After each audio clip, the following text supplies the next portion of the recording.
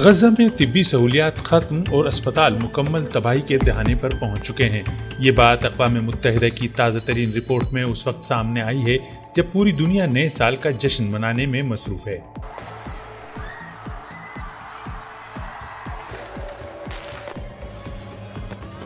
دوسری جانب غزہ کی پٹی میں ہسپتالوں اور ان کے گرد و پیش اسرائیلی بمباری کا سلسلہ جاری ہے، جس کی وجہ سے فلسطینیوں کے علاج معالجے کی سہولیات مکمل خاتمے کے قریب پہنچ چکی ہیں۔ اقوام متحدہ نے طبی مراکز پر حملوں کو تشویشناک اور بین الاقوامی قوانین کی سنگین خلاف ورزی قرار دیا ہے۔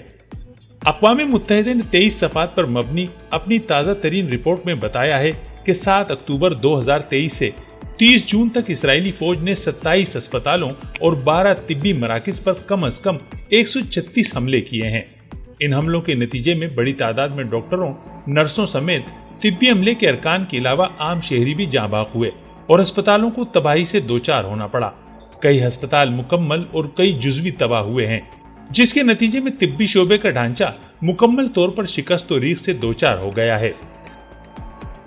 اقوام متحدہ کی رپورٹ میں یہ بھی کہا گیا ہے کہ ہسپتال اور طبی مراکز جنہیں بین الاقوامی قانون محفوظ جگہیں قرار دیتا ہے اور ان پر حملوں کی کسی طور اجازت نہیں، تاہم اسرائیل بار بار ان پر حملے کر رہا ہے اور یہ دعویٰ کرتا ہے کہ غزہ کے ہسپتال فلسطینی گروپ عسکری مقاصد کے لیے استعمال کرتے رہے ہیں۔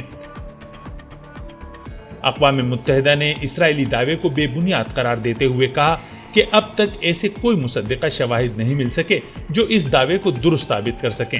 عوامی رائے اسرائیلی دعووں سے متصادم ہے۔ اقوام متحدہ کے انسانی حقوق کے سربراہ وولکر ترک نے کہا ہے کہ غزہ کے ہسپتال فلسطینی شہریوں کے لیے موت کا جال بن چکے ہیں۔ وولکر ترک نے کہا کہ جنگ کے دوران ہسپتالوں کا تحفظ اور احترام ہر فریق کی ذمہ داری ہے۔ یاد رہے کہ اسرائیلی حملوں میں اب تک 45,000 سے زائد فلسطینی جاں بحق اور 1 لاکھ سے زائد زخمی ہو چکے ہیں، جن میں اکثریت خواتین اور بچوں کی شامل ہے۔ وولکر نے بین الاقوامی قوانین کی خلاف ورزی پر شفاف تحقیقات کرانے اور اسرائیل کو احتساب کے کٹہرے میں لانے سمیت فوری طور پر گرفتار ڈاکٹروں اور طبی عملے کی رہائی کا مطالبہ کیا ہے، جنہیں اسرائیلی فوج نے گرفتار کر رکھا ہے۔